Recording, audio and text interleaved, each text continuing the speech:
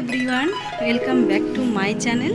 আর এখন দুপুরবেলা ছেলেকে নিয়ে যোগা ক্লাসে যাচ্ছি 4টের সময় এই প্রখর রোদে। তো চলো দেখতে থাকো। আর আজকের ব্লগটা শুরু করলাম রবিবারের দুপুরবেলা থেকে। চলো তাহলে দেখতে থাকো। সময় বাইরে কেউ সেরকম নেই, দোকানপাট প্রায় বন্ধ। ছেলে তো সামনে যাচ্ছে আমার। এরপরে আমরা 34 নম্বরে যত সড়ক দিয়ে যাচ্ছি। আর ওই দূরে দেখেছো 34 নম্বরের যে পতাকাটা আছে, কত সুন্দর লাগছে। আর ছাতাটার জন্য বারবার ঢেকে যাচ্ছে, ছাতাটা সরাচ্ছি।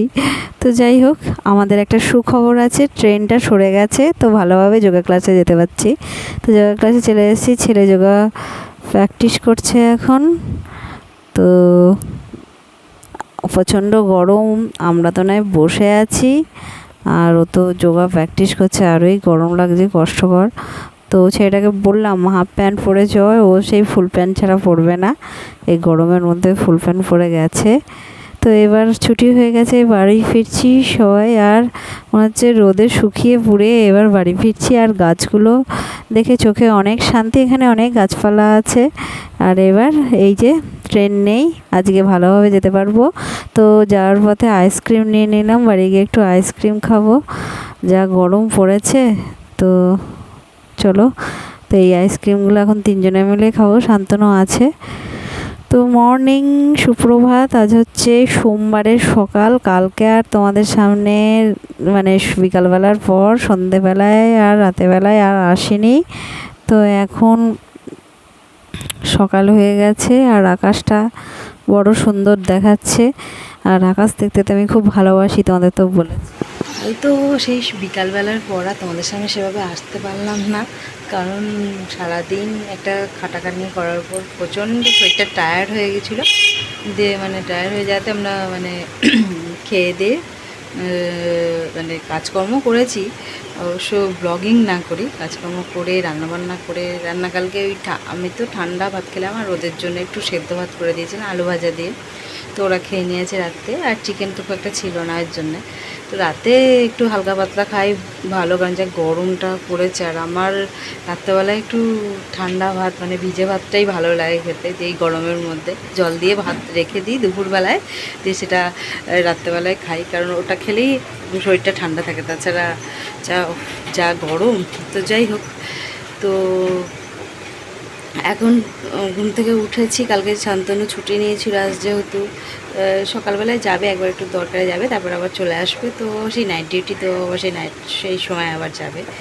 তো এখনও কিছু শুধু জাস্ট ঘর টর মুছে স্নান টান করে ঠাকুরকে পুজো টুজো দেওয়া হয়ে গেছে। তো একটু জানলার ধারে দাঁড়িয়ে আছি, আর ব্লগটা আবার সকাল থেকে শুরু করলাম। কালকে বিকাল থেকে তো ব্লগটা শুরু করেছি, তোমরা তো জানোই। আর আজ তো সোমবার, রবিবার বললাম মনে হয় ভুল করে। তো চলো দেখতে থাকো। তো পরোটা খাওয়া হবে এখন, ওই বাইরেরই পরোটা। কদিন আর ভাল লাগছে না ঘরে ভাত খেতে। তো দুপুরে রান্না করতে চলে এলাম, ব্রেকফাস্টে পরোটাই খাওয়া হয়েছে। তো আজকে বেগুন আলু পটল টটল দিয়ে ল্যাটা মাছ করা হবে। তো এই নুন হলুদ মাখিয়ে রেখেছি ধুয়ে ঠুয়ে। তো তো আমার তার মধ্যে আবার মোবাইলে চার্জটা নেই, দেখি কতদূর কি ল্যাটা মাছটা তোমাদের আজকে রান্নাটা শেয়ার করতে পারবো। চার্জ বারবার দিতে হচ্ছে, আর বুঝতেই পারছো ফোন নিয়ে ঘাটাঘাটি করলে বেশি তো চার্জ তো যাবেই। তো গেছে চার্জ, এখন দেওয়াও ঠিক মতন হচ্ছে না। তো এবার তেলটা গরম হয়ে গেছে, এবার মাছ কাটা ঝটাফট করে ভেজে নিচ্ছি। তারপরে ওই বেগুন আলু দিয়ে আদা জিরে বাটা দিয়ে হালকা পাতলা একটা ঝোল হবে। গরমে একটা খুবই ভালো খাবার শরীরের পক্ষে। তো মাছ কটা জ্যান্ত মাছ পেয়েছে শান্তনু, আজকে গাছা বাজার থেকে নিয়ে এসেছে। তো সকালবেলা একবার যেতে হয়েছিল, তো ডিউটির কাজটা করে এসে আবার বাড়ি চলে এসেছে, কারণ কালকে ছুটি নিয়েছে, তো আজকে বাড়িতে আছে। ওই জন্যে আবার নাইট ডিউটিতে, আজকে আবার নাইট ডিউটি আছে, তার জন্যে যাই হোক গেছে। তো নিয়ে এসছে, ভালোই হয়েছে সকাল সকাল। তো কাল তো আবার মঙ্গলবার, আজ আছে সোমবার। তো আজকেই তো আঁশ টাশ যা খাওয়া হবে, কালকে তো আবার নিরামিষ ওরা খাবে, আমি তো আর খাবো না। আমি তো কালকে জানোই মঙ্গলবার করি। তো যাই হোক, মাছটা রান্না করে নিই ঝটাফট করে। আর এদিকে মাছটা ভাজা হচ্ছে। এরপরে আদা জিরে দিয়ে যেহেতু মাছটা করব, আর কাঁচা লঙ্কা বেটে, তো ওটা এখন শিলনোড়ায় বেটে নিচ্ছি ঝটপট করে, দিয়ে মাছটা রান্না করব।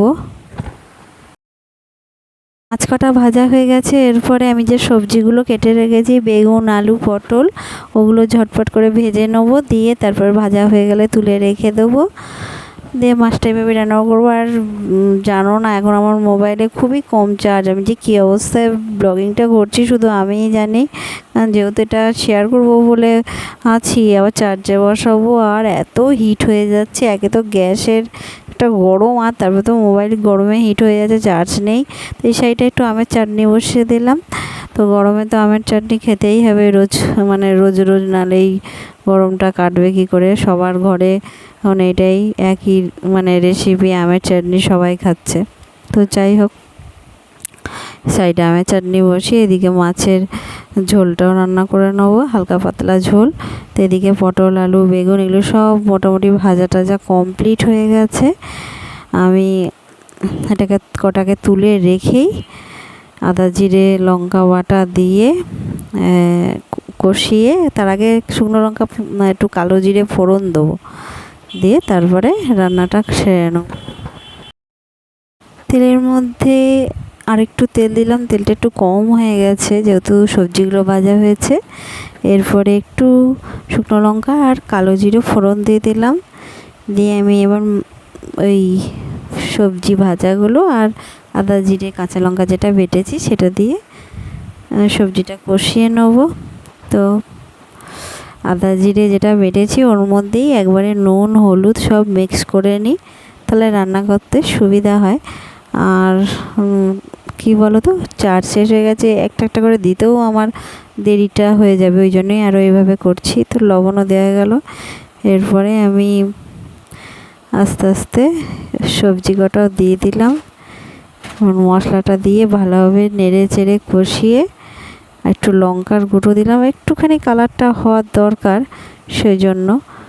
তো আর একটু ধনের গুঁড়ো দিয়ে দিলাম, দিয়ে কষানো হয়ে গেছে, জলটা ঢেলে দিয়ে পরে মাছ কটা দিয়ে আমি একবারে মাছ কটা দিয়ে দেবো। এরপরে দিয়ে তোমাদের সামনে রান্না করা হয়ে গেলে হাজির হচ্ছি।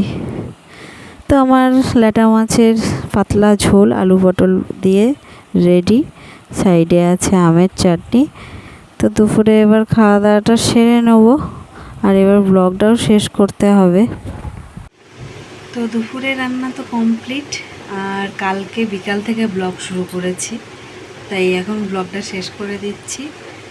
নতুন একটা ব্লগ নিয়ে আবার আসবো তোমাদের সামনে। তোমরা ভালো থেকো, সুস্থ থেকো, আনন্দ থেকো। ভালো লাগলে লাইক শেয়ার কমেন্ট সাবস্ক্রাইব করে পাশে থেকো। তো আজকের মতো টাটা, নেক্সট ব্লগে দেখা হচ্ছে।